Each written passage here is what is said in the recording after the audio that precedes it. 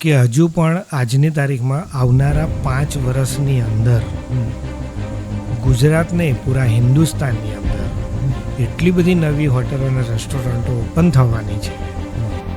તમારો કોન્સેપ્ટ બહુ ક્લિયર હોવો જોઈએ. ફૂડના ઇમોશનની પાછળ બી ઘણી બધી સ્ટોરીઝ હોય છે. અંદર એ 2 વસ્તુ ઉપર સૌથી વધારે ફોકસ હોય છે. એક તો તમારો સ્ટાફ અને તમારી ફૂડ ક્વોલિટી.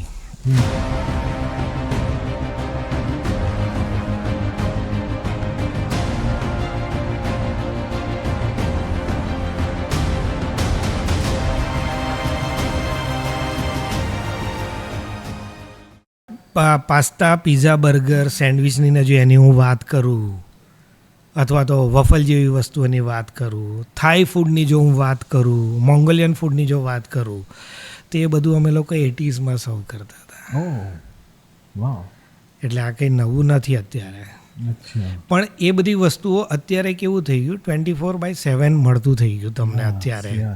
જ્યારે એ સમયની અંદર એ દરેક વસ્તુઓને ખાવાની, દરેક વાનગીઓને ખાવાનો એક સ્પેશિયલ સમય રહેતો હતો અને લિમિટેડ લોકેશન્સમાં મળતું હતું. અને એ સમયની અંદર જ તમને મળતું હતું એ વસ્તુ. તો 80s એ વસ્તુઓ હતી. એને અત્યારે લોકો ઇન્ડિવિજ્યુઅલ રીતે સ્ટોર્સમાં લઈને આવ્યા અને એને એ લોકો થીમ પ્રમાણે, અલગ અલગ ટેસ્ટ પ્રમાણે લોકો એને સર્વ કરતા થયા. ફૂડ ટ્રેન્ડ એવી વસ્તુ છે કે જે દરિયાના ઊંડાણ જેવી છે સાહેબ. અનંત રહેશે. અને એમાં તમે ગમે તેટલા ચેન્જીસ લાવશો, પસંદ કરશે જ લોકો. કોઈ પણ હોટલ અત્યારે નવી ખુલે છે કે રેસ્ટોરન્ટ નવી ખુલે છે, તો ત્યાં ટેસ્ટ કરવા માટે વ્યક્તિ એક વખત તો જાય છે ત્યાં. બરાબર છે. તો તમે સમજી શકો છો કે આજે અમદાવાદની આટલી પબ્લિક, અને જો શનિ રવિની અંદર તમે જુઓ છો કે 90% 90% લોકો બહાર જ શનિ રવિમાં જમતા હોય છે. યસ, પ્લાન એ લોકોના પરફેક્ટ જ હોય છે કે ભાઈ શનિ રવિ તો આ હોટલમાં જઈશું, અહીંયા જઈશું, બહાર જઈશું. તો એ મોકો દરેકને મળે જ છે. એટલે આ ઇન્ડસ્ટ્રી વાઇડ છે અને આનું હજુ પણ ભવિષ્યની અંદર ઘણા આના પરથી જ એક ક્વેશ્ચન એ જ કે આજની બહુ બધા લોકો પોતાનો રેસ્ટોરન્ટ, પોતાનો એક ફૂડનો બિઝનેસ શરૂ કરવા માંગતા હોય છે, કે ક્લાઉડ કિચન હોય કે રેસ્ટોરન્ટ હોય કે કોઈ નાની એક પ્રોડક્ટ હોય કે જેનાથી એ શરૂ કરવા માંગતા હોય છે. તો એ લોકોએ શું પોતાનું રિસર્ચ, પોતાનું એક એજ્યુકેશન ડેવલપ કરવું જોઈએ જેનાથી એમનો બિઝનેસ સક્સેસફુલ થાય? તમારા હિસાબથી એમાં એમને કયા પરિબળો ધ્યાનમાં રાખવા જોઈએ?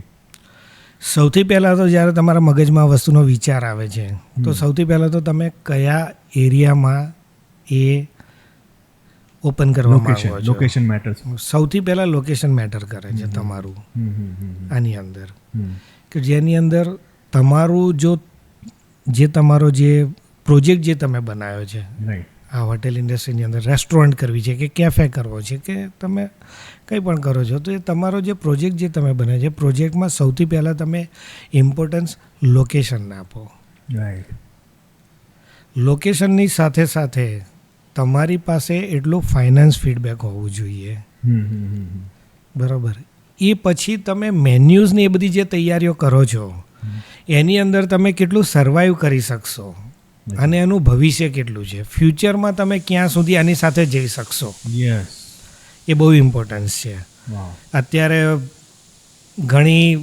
ઘણા રોડ ઉપરથી આપણે નીકળે છે અમદાવાદના, તો આપણે જોઈએ કે બેનર અહીંયા ચડી ગયું, ઓહો અહીંયા નવી રેસ્ટોરન્ટ ચાલુ થઈ, 4 દિવસ પછી એ બેનર હોતું જ નથી ત્યાં આગળ. એવું થતું હોય. જેટલા રેસ્ટોરન્ટ ખુલે છે એવા 70-80% લોકો ફેલ બી થાય છે, અને એના પાછળના બી કંઈક ને કંઈક કારણ હોય છે કે જે બીજાને જોઈને જસ્ટ પોતે રેસ્ટોરન્ટ ચાલુ કરી દે છે, યા તો પછી એમની પાસે થોડા ઘણા પૈસા હોય છે તો કે બિઝનેસમાં એક ટ્રાય કરીએ, રાઈટ? પણ એ ફેલિયર થવાનું શું કારણ તમારા સાથે? રિસર્ચ અને સ્ટડી. એ લોકોએ ના કર્યું હોય, જલ્દીમાં ઓપન કરી નાખ્યું હોય, એને પૂરેપૂરું સમજ્યા ના હોય, બરાબર છે, ત્યારે આ શક્ય બને છે. એ શક્ય ના બને એના માટે સૌથી પહેલાં તમે રિસર્ચ કરો એની ઉપર કે હું જે પ્રોડક્ટ લઈને જઉં છું વેચવા માટે શું એ ખરેખર જે તે જગ્યાએ હું વેચવા જઉં છું જે લોકેશનમાં જે એરિયામાં ત્યાં એ લોકોને ગમશે, ભાવશે, ચાલશે. એટલે એક લોકેશનના એટલીસ્ટ 5, 10, 15 કિલોમીટરમાં તમારો સર્વે હોવો જરૂરી કે ત્યાંના બિલકુલ શું પસંદ આવે છે, ક્યાં ખાવા જાય છે, શું કઈ હોટલ સક્સેસ ત્યાં થાય છે, કઈ પ્રોડક્ટ વધારે સક્સેસફુલ જાય છે, રાઈટ, ચેન્જીસ શું આવે છે, લોકો એક્સેપ્ટન્સ કેટલું છે, કેટલું સર્વાઈવલ છે, એ બધું એમને ધ્યાન રાખવું જોઈએ. બિલકુલ. જેવી રીતે અત્યારે આપણે જોઈએ ને કે અર્બન કેફે બધા બહુ બની ગયા છે કે જેની અંદર એક જ જગ્યા ઉપર તમને અલગ અલગ પ્રકારના સ્ટોર્સ મળી જાય કે જ્યાં અલગ અલગ પ્રકારની વાનગીઓને બધું સર્વ થતું હોય છે. બરાબર છે. અર્બન કેફેની અંદર તો એ ઇન્ડિવિજ્યુઅલ સ્ટોર્સ હોય છે એટલે એ લોકોનું ચાલવું શક્ય છે. બરાબર. પણ તમે જો રણમાં જઈને રેતી વેચી આવો, એન્ટાર્ટિકામાં બરફ વેચી આવો તો તમે સાચા સેલ્સમેન છો. એના માટે તમારે પ્રોપર સ્ટડી કરવું પડે, બિલકુલ એનાલિસિસ કરવું પડે, આપ જેવા કન્સલ્ટન્ટને કોન્ટેક્ટ કરવા પડે. થેન્ક યુ કે જેનાથી એમને ખ્યાલ આવે કે એક ફૂડના ઇમોશનની પાછળ બી ઘણી બધી સ્ટોરીઝ હોય છે, એક મેનેજમેન્ટ હોય છે, રાઈટ, મેન્ટરશિપ હોય છે, રાઈટ, એ બધું ધ્યાન રાખવું પડે. રાઈટ. એની સાથે સાથે બીજી વસ્તુ એ છે કે અત્યારે છે સોશિયલ મીડિયાનો જમાનો છે. સોશિયલ મીડિયાની અંદર આજે લોકો ખાવાનું ઓછું પ્રિફર કરે છે. હું નવી જગ્યાએ ગયો હતો, એના સેલ્ફી લઈને મૂકવાનો વધારે ટ્રેન્ડ છે અત્યારે. તો તમે તમારા ફૂડ સાથે સાથે તમારા લોકેશનની અંદર તમે થીમ એરેન્જ કરો અને એ રીતે તમારા કેફેને રેસ્ટોરન્ટને બનાવો તમે. બરાબર કે લોકો ત્યાં આવવા માટે એટ્રેક્ટ થાય, ત્યાં તમારી ત્યાં આવે, બેસે, તમારું ફૂડ એન્જોય કરે, એક એમ્બિયન્સ એવું, તમારું એમ્બિયન્સ, યસ, એમ્બિયન્સ તમારું એક એવું તમે ડેવલપ કરો જે લોકોને એક એક્સપિરિયન્સ એવો આપી શકે. બિલકુલ. કે જે પોતે મેમરી સાથે, ફોટો સાથે અટેચ કરીને રિલેટ કરી શકે લોકો અને સેલિબ્રેટ કરી શકે એમની નાની નાની મોમેન્ટ, નાના નાના એમના પોતાના બર્થડે લઈએ, કોઈનું કોઈ બી પોતાનું પર્સનલ સેલિબ્રેશન હોય તો એ લોકો એ એક્સપિરિયન્સ કરીને પોતાની સાથે કેરી ફોરવર્ડ કરી શકે એવું એમ્બિયન્સ હોવું જોઈએ. બિલકુલ. એટલે એ બહુ જરૂરી છે અત્યારે. થીમ, તમારો કોન્સેપ્ટ બહુ ક્લિયર હોવો જોઈએ. રાઈટ. જો લોકોને તમારી સુધી લાવવા છે તો. ઓકે. એની પાછળ બીજા બી કયા કારણો છે જે એકચ્યુઅલી રેસ્ટોરન્ટના મેનેજમેન્ટમાં વધારે આપણે વિચારવા જેવા હોય? કે કિચન હોઈ શકે, કે સ્ટાફ હોઈ શકે, સ્ટાફનું મેનેજમેન્ટ, ફાઇનાન્સ મેનેજમેન્ટ, એ કેવી રીતે લોકો વધારે ચોક્કસ રીતે કરવું જોઈએ?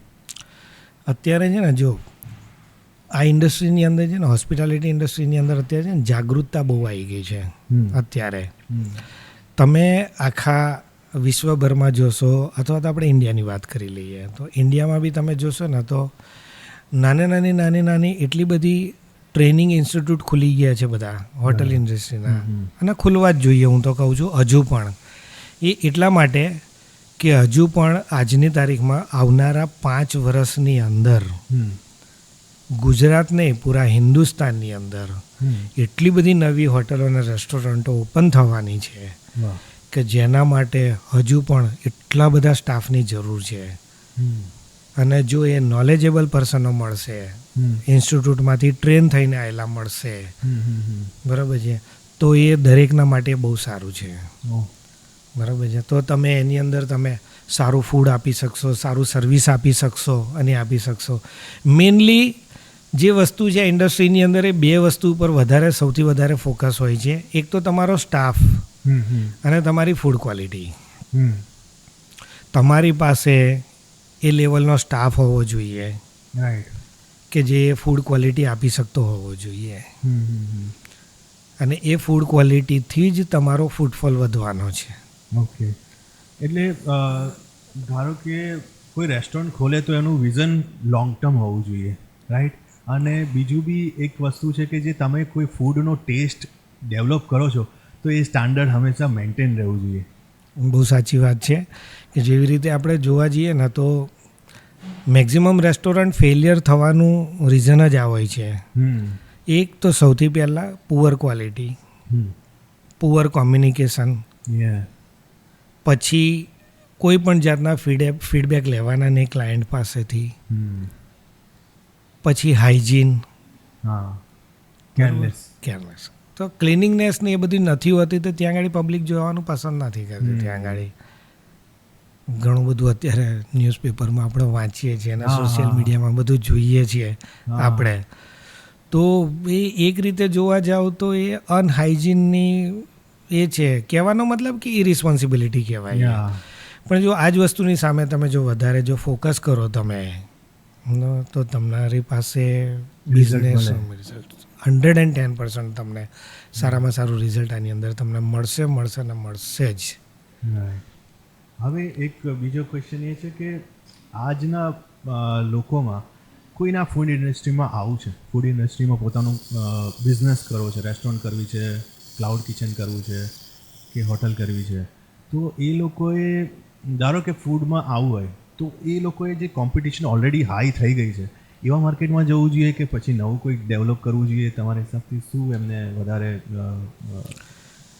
મને એટલી ખબર પડે કે જો નવો વ્યક્તિ કોઈ પણ જો આ ઇન્ડસ્ટ્રીની અંદર એન્ટર થતો હોય તો એણે હંમેશા એ જગ્યાએ પોતાનું ઇન્વેસ્ટમેન્ટ કરવું કે જ્યાં ફૂડ હબ હોય. આખું ફૂડ હબની અંદર શું થાય કે તમે 4 તમારી આજુબાજુ મોટા તો હશે જ કે જે બ્રાન્ડેડ છે, જે બ્રાન્ડ છે, કે જે લોકો સારામાં સારું ચાલે છે એ લોકોનું. જો એની વચ્ચે તમે હશો તો તમે સર્વાઈવ કરી જશો. ઓકે. અને એની અંદર તમે આગળ નીકળી જશો. એટલે બાય લોકેશન અને તમારા બાય નેબર્સ.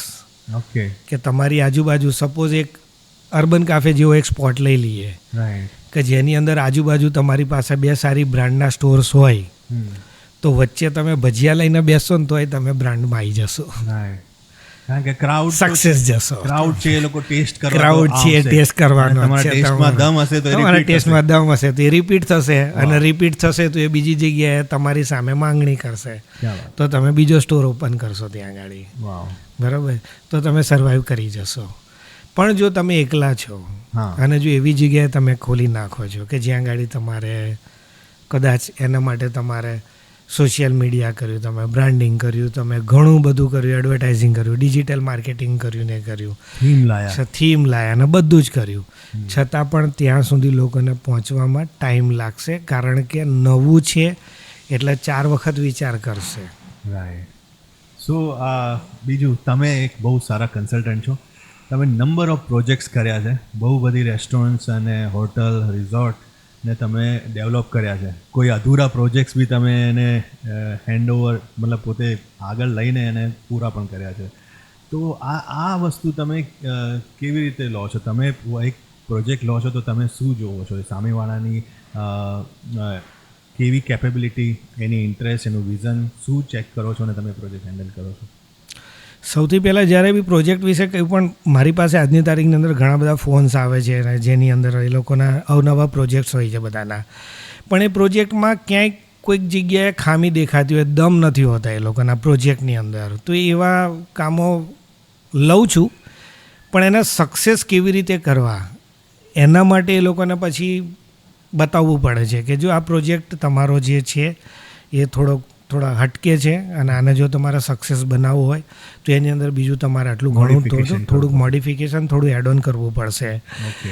એક્ઝામ્પલ આપું તમને તો વચ્ચે 2014ની અંદર જ્યારે મેં એક પ્રોજેક્ટ લીધો હતો નવો, એ 2014ના પ્રોજેક્ટની અંદર સારામાં સારા એરિયા, જજીસ બંગલો જેવા એરિયાની અંદર એક પ્રોજેક્ટ આવ્યો હતો કે જે વસ્તુની અવેરનેસ હજુ સુધી અમદાવાદમાં આવી છે પણ એટલી બધી નથી આવી.